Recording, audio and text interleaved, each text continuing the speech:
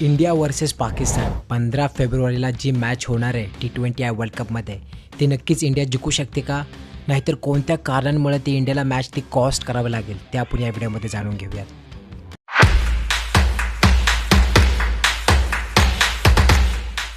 तर जो काय ड्रामा व्हायचा होता तो सगळा झालेला आहे. पाकिस्तान क्रिकेट बोर्डकडून असेल, बांगलादेश क्रिकेट बोर्डकडून असेल, जे नाटके झाले आत्तापर्यंत, बॉयकॉट करू आम्ही मॅच, सगळं करू, सगळं झालेलं आहे.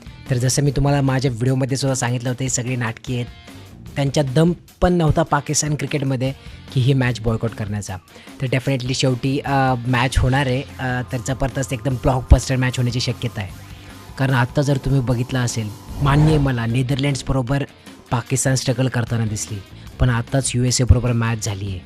चांगली बॅटिंग करताना दिसते, चांगले फॉर्ममध्ये आहे. त्यानंतर बॉलिंगसुद्धा बघितली तरी ठीकठाक करतात आहेत. स्पिनर चांगली बॉलिंग करतात. शादाब खान असेल किंवा उस्मान तारिक असेल, चांगल्या फॉर्ममध्ये दिसतात आहेत. त्याच्यामध्ये शहीबजादा फरहान चांगली बॅटिंग करतो आहे ॲज अ ओपनर म्हणून. सो कदाचित ही मॅच एकदम ब्लॉकबस्टर होण्याची शक्यता आहे. आणि डेफिनेटली मी सांगतो, वन सायडेड गेम तुम्हाला बघायला नाही भेटणार आहे. कारण जे काय आत्तापर्यंत झालं दोन्ही देशांमध्ये, पॉलिटिकल असेल, जे युद्ध झालं, वॉर झालं, त्यानंतर जे पॉलिटिकल गोष्टी झाल्या, त्यानंतर जे हात मिळवले नाही सूर्यकुमार यादवने एशिया कपमध्ये, त्यानंतर एशिया कपची ट्रॉफी मोहसिन नक्वी घेऊन गेला, तर त्याच्यानंतर हे बॉयकॉटचं नाटक. तर या सगळ्या घडामोडींनंतर ही मॅच शेड्यूल्ड झालेली आहे. तर ही मॅचसारखी नाही आहे. ह्याच्यामध्ये प्लेयर्स परत हात मिळवताना तुम्हाला दिसणार नाही आहेत. सो एकदम इंटेन्स मॅच बघायला भेटणार आहे. प्रत्येक प्लेयर त्याचा 100% तिथं मैदानावर देणार आहे. सगळं जग ही मॅच पाहण्यासाठी तयार असणार आहे या रविवारी. तर एकदम जबरदस्त ब्लॉकबस्टर मॅच होण्याची शक्यता आहे. तर कोण जिंकू शकते ही मॅच? नक्कीच या मॅचमध्ये वरचा हात भारताचा असणार आहे.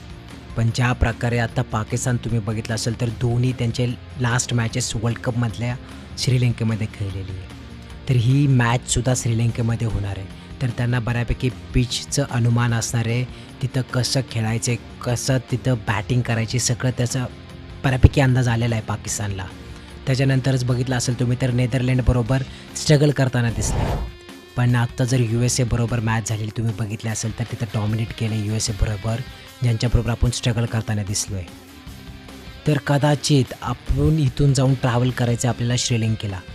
तिथं पिच वेगळी असणार आहे, पिच थोडी स्पिन फ्रेंडली असणार आहे. आणि जर तुम्ही जर भारताची जर प्रिपरेशन बघितली, तर मागच्या 2 सिरीजसुद्धा असेल ना T20 एक झाली न्यूझीलंडबरोबर, तर एक झाली साऊथ आफ्रिकेबरोबर. दोन्हीही इंडियन पिचेसवर झालेल्या सिरीज आहेत. फ्लॅट पिचेस होते, स्पिनला कसलीच मदत नव्हती.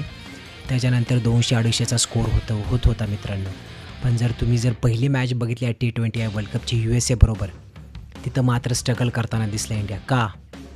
थोडीशी पिचमध्ये जर मदत असेल ना, तर आपले बॅट्समन थोडे अवघड जाते त्यांना बॉल फेस करणं किंवा रन काढणं. कारण एक मित्रांनो, जी अप्रोच चेंज झाली ना इंडियन क्रिकेटमध्ये, जी अप्रोच 2023मध्ये इंग्लंड क्रिकेट घेऊन आलं होतं बॅच बॉल नावाने, त्याच्यानंतर खूप स्ट्रगल झालं मित्रांनो. 2023च्या वर्ल्ड कपमध्ये इंग्लंडने खूप स्ट्रगल केलेले. पण आत्ताच्या पॉईंटला तीच अप्रोचनी इंडिया खेळण्याचा प्रयत्न करते. पण माझं मत चांगलं आहे, पॉझिटिव्ह इंटेंटने बॅटिंग करताय, चांगली गोष्ट आहे. पण थोडंफार पिचला सुद्धा रिस्पेक्ट द्या. तुम्ही जर USA बरोबरची मॅच जर बघितली असेल, प्रत्येक बॅट्समन येत होता 6 मारायचा प्रयत्न करत होता. प्रत्येक बॅट्समन येत होता 6 मारायचा प्रयत्न करत होता. एकाही बॅट्समॅनला वाटलं नाही तिथे की 3-4 बॉल खेळावा, एखादी ओव्हर खेळून काढावा, किंवा पिच काय डिमांड करते, पिचमध्ये थोडी मदत आहे बॉलिंगला, तर थोडंसा तिथं टाईम घालवावा. पण कोणीही थांबलेलं नाही आहे. त्याच्यामुळे स्ट्रगल करताना दिसली. खरं तर सूर्यकुमार यादवच्या ब्रिलियन्स इनिंग्समुळे आपण ती मॅच तरी जिंकू शकलो, नाही तर आपली खूप वांदे झाले त्या मॅचमध्ये सुद्धा. सो कदाचित श्रीलंकेमध्ये जाणं, त्या पिचवर खेळणं, पिच थोड्या टर्निंग ट्रॅक भेटू शकतात. तिथं शादाब खान असेल, उस्मान तारिक असेल. सो बॉलर्स ठीकठाक आहेत, स्पिनर त्यांच्याकडे, आपल्याकडे पण आहेत, इश्यू नाही आहे. बट बॅटिंग मित्रांनो तिथं त्रास होऊ शकतो. ज्या अप्रोचने आपण खेळतो आहे, तर डेफिनेटली तिथं अप्रोच चेंज करायची गरज आहे.